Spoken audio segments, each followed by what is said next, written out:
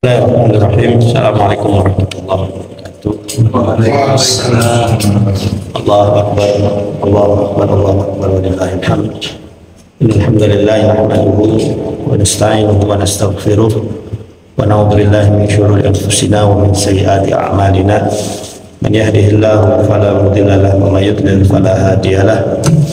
Asyhadu an la ilaha illallah wahdahu la syarika lahu wa asyhadu anna Muhammadan abduhu wa rasuluhu alladzi la nabiyya ba'dah. Ya ayyuhalladzina amanu taqullaha haqqa tuqatih wa la tamutunna illa wa antum muslimun. Ya ayyuhan nasu taqu rabbakum alladzi khalaqakum min nafsin wahidah wa khalaqa minha zawjaha wa batha minhuma rijalan katsiran wa nisaa'a wattaqullaha alladzi tasaaluna bihi wal arham innallaha kana 'alaykum raqiba. Ya ayyuhalladzina amanu taqullaha wa qulu qawlan sadida yuslih lakum a'malakum wa yaghfir lakum dhunubakum may yuti'illaha wa rasulahu faqad faza fawzan 'azima. Qala Allah tabaraka wa ta'ala a'udzu billahi minasy syaithanir rajim. Bismillahirrahmanirrahim. Min ayatihi al-lail wan nahar syamsu wal qamar la tasjudu lisyamsi wa la lil-qamar wasjudu lillahi alladzi khalaqahun.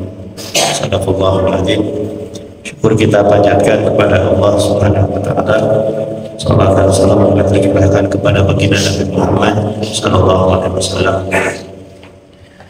Jamaah salat gerhana yang Allah muliakan, alhamdulillah usai kita melakukan salat gerhana di tengah malam ini, semoga Allah terima amal ibadah kita dan semoga fenomena gerhana ini menjadi ladang sarana kita meningkatkan ketakwaan kita kepada Allah Subhanahu wa taala.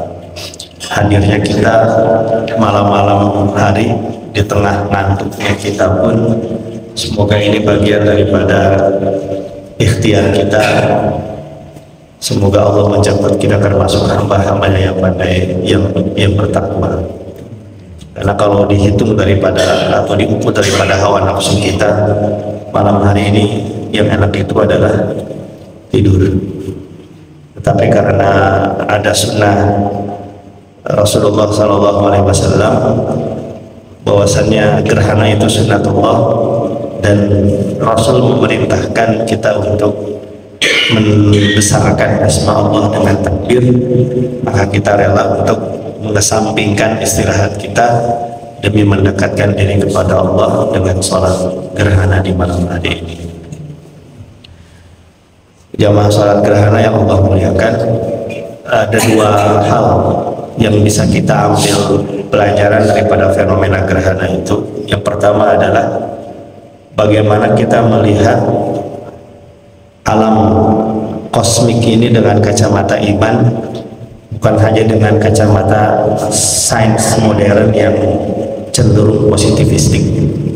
Positivistik itu artinya sebuah positivisme, cara pandang bagaimana ketika melihat realita alam ini hanya sebatas sesuatu yang tampak oleh panca indera, tidak mengaitkannya dengan sesuatu yang sifatnya metafisik yang tidak terjangkau oleh panca indera. Itu yang terjadi dunia sains sekarang ini. Kalau Profesor Adi Setia mengatakan ibarat dunia politik, dunia sains itu ada rezimnya. Dan rezimnya sekarang itu pasca masa pencerahan itu adalah rezim barat yang sangat positivistik. Karena diawali dengan orang begitu euforia, para saintis euforia lepas dari genggaman gereja yang disebut sebagai masa kegelapan, sehingga kemudian madaratnya itu bagaimana sains itu harus lepas dari agama. Itu terjadi di dunia barat, di dunia Kristen. Makanya ada konflik antara para saintis dengan para agamawan. Tapi kalau di dunia Islam itu tidak terjadi. Tidak pernah terjadi konflik antara saintis muslim dengan agamawan. Karena dalam kacamata Islam, sains dan agama itu dua hal yang beriringan. Dua-duanya adalah ilmu Allah Subhanahu wa taala. Tapi karena rezim barat yang berkuasa, akhirnya ketika kita belajar sains itu kering dari nilai-nilai ketuhanan. Sebagai contoh misalnya, ketika kita berbicara masalah sesar Lembang, kenapa gempa itu bisa terjadi? Kalau kita berbicara dengan kacamata sains modern sekarang, pembahasannya hanya cukup pada gempa terjadi hanya karena ada lempengan bumi yang bergerak. Hanya sebatas di situ saja. Tidak menghadirkan sebetulnya siapa yang menjadikan lempengan bumi itu bergerak.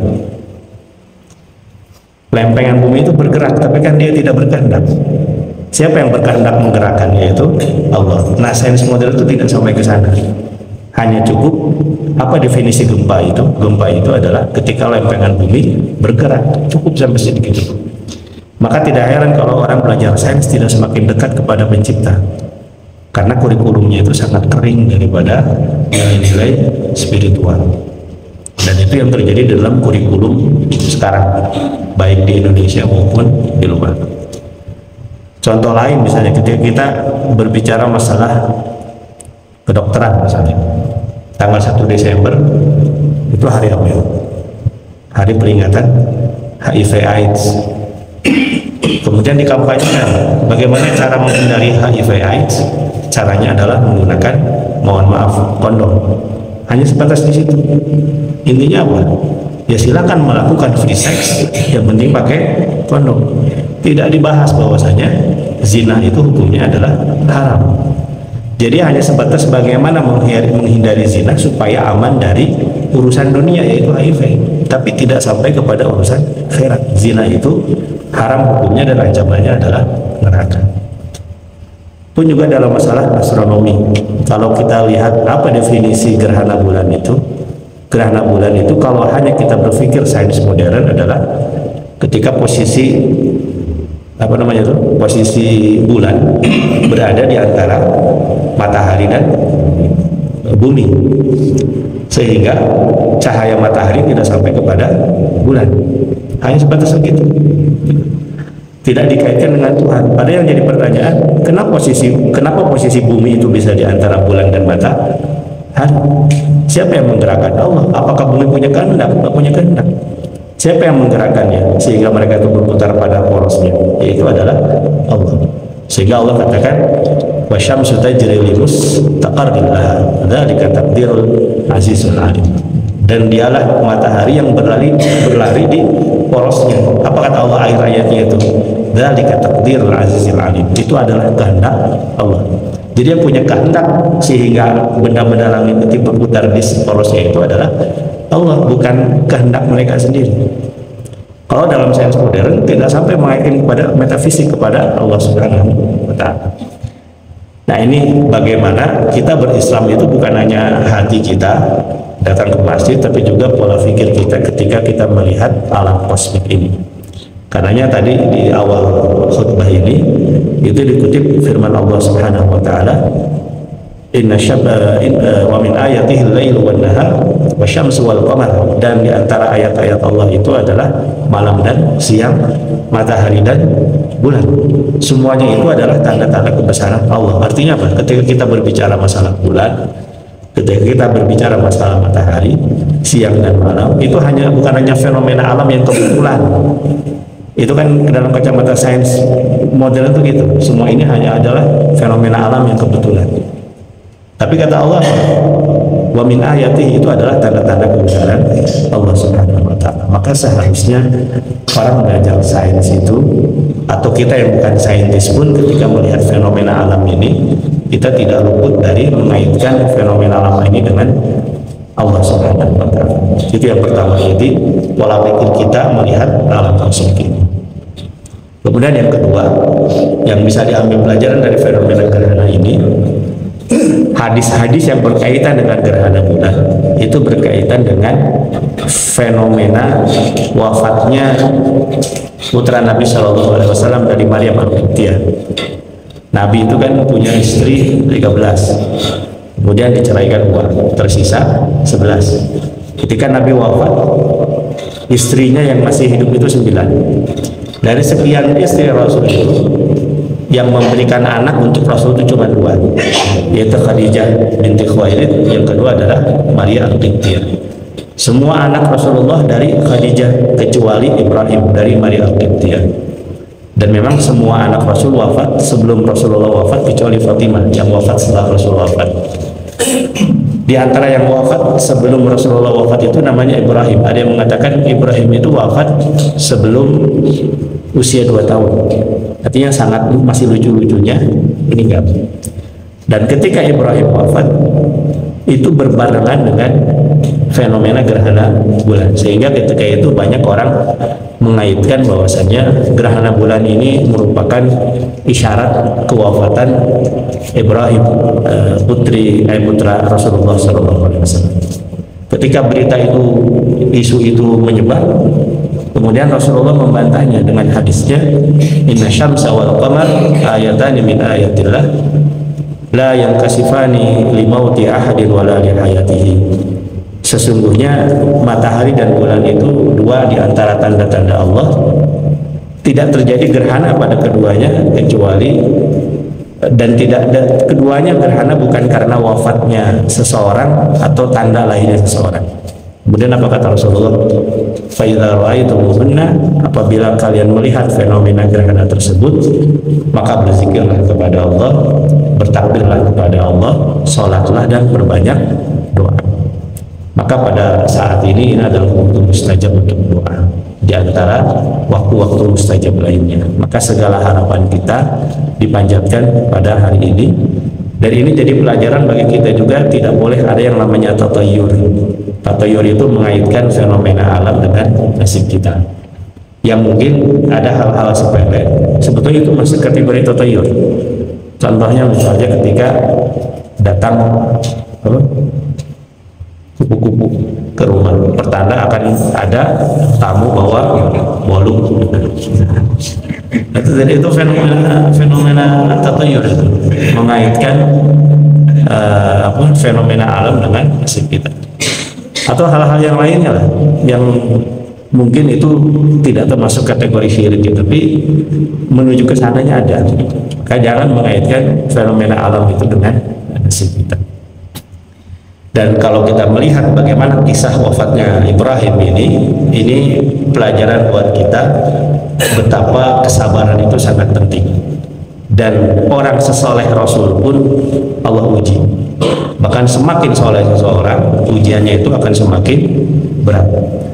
Innallaha idza ahabba 'abdan ibtalah. Allah itu apabila mencintai seseorang, Allah itu pasti akan mengujinya. Kemudian dalam hadis lain Nabi mengatakan asyadun nas bala'an al-anbiya tsumma al-amsal fal-amsal. Yang paling berat ujiannya itu adalah para nabi dan orang-orang yang keimanannya semisal dengan para nabi. Jadi kalau semakin usaha kita kuat mendekatkan diri kepada Allah, jangan heran ujiannya semakin besar. Tapi jangan juga karena tidak mau diuji oleh Allah, Allah soleh-soleh lah masih berat ujiannya, itu jangan juga. Karena ujung dari ujian berat orang soleh itu, ujungnya itu pasti indah. Para nabi pun ujiannya berat, tapi ujungnya indah. Ibrahim dengan Hawa dipisahkan oleh Allah di dunia, sepi, tidak ada kawan, tapi ujungnya indah, dipertemukan oleh Allah, dan keduanya kembali kepada syurga. Nabi siapa yang sakit itu? Nabi Ayub ya. Itu sakit sampai 17 tahun, tapi karena kesabarannya, Rabbi ini masih wa anta arhamur rahimin, kesabarannya dapat pahala, dan akhir kesabarannya pun mendapatkan kesembuhan. Nabi Yunus alaihissalam, Nabi Yunus itu ada riset mengatakan itu berada wanada fi dhulumat alla ilaha illa anta subhanaka inni kuntu minadh dhalimin. Itu doanya Nabi Yunus ketika dalam perut. Wanada fi dhulumat, dan dia berdoa di dalam kegelapan. Ahli tafsir mengatakan Nabi Yunus itu berada di dalam dua kegelapan. Kegelapan perut ikan paus dan kegelapan laut yang begitu dalam. Kedalaman laut itu kan ada 3 ya. Ada 200 meter pertama, itu yang disebut dengan lupa saya namanya. Itu 200 meter pertama itu cahaya matahari masih masuk. Kemudian 200 sampai 1000 itu yang disebut sebagai twilight zone. Itu matahari sudah mulai sedikit. 1000 meter ke dalam itu midnight zone. Itu matahari sudah tidak masuk, sudah sangat gelap sekali. Nabi Yunus itu konon berada di kedalaman 1500 meter, 1,5 kilo di bawah dasar laut. Betapa gelapnya tidak ada kehidupan. Tapi kan ketika pasrah kepada Allah, berdoa la ilaha illa anta subhanaka inni kuntu minadh dhalimin, mengungkapkan pengakuan kezaliman, Allah kemudian berikan pertolongan. Maka seberat apapun ujian yang Allah berikan kepada kita, kalau kita dekat kepada Allah, selalu ada jalan. Dan jalan solusinya itu adalah sesuai dengan kehendak Allah, yang terbaik menurut Allah, bukan terbaik menurut kita. Karena Allah lebih tahu tentang diri kita daripada diri kita sendiri. Pun juga Nabi, dari kisah Ibrahim ini, Allah berikan ujian yang berat, tapi akhirnya adalah kebaikan. Maka jamaah sholat gerhana yang Allah muliakan, itu dua pelajaran dari gerhana. Yang pertama adalah bagaimana kita menyadari alam semesta ada yang menciptakan, yaitu Allah, dan setiap pergerakannya itu adalah kehendak Allah. Yang kedua adalah bagaimana kita sabar menghadapi segala ujian yang Allah berikan kepada kita. Semoga nilai takwa dengan fenomena ini ada pada diri kita, dan semoga kita pun bisa termasuk dijadikan oleh Allah hamba-hambanya yang bisa mengambil pelajaran dari setiap fenomena. Barakallahu lakum wa nafa'ani bima fihi minal ayati wa dzikril hakim. Di akhir kita berdoa kepada Allah Subhanahu wa taala. Allahumma shalli ala Muhammad hamdan wafiyan wa kafiyan masidah. Lakal hamdu bil Islam wa lakal hamdu bil iman. Ya Rabbana lakal hamdu kama yanbaghi li jalali wajhikal karim wa 'azimi sultanik. Allahumma ighfir lana wa li ikhwanina alladziina sabaquna bil iman wa la taj'al fi qulubina ghillan lil ladziina amanu rabbana innaka ra'ufur rahim. Rabbana la tuzigh qulubana ba'da idh hadaitana wa hab lana min ladunka rahmah innaka antal wahhab. Allahumma inna ala dzikrika wa syukrika wa husni ibadatik.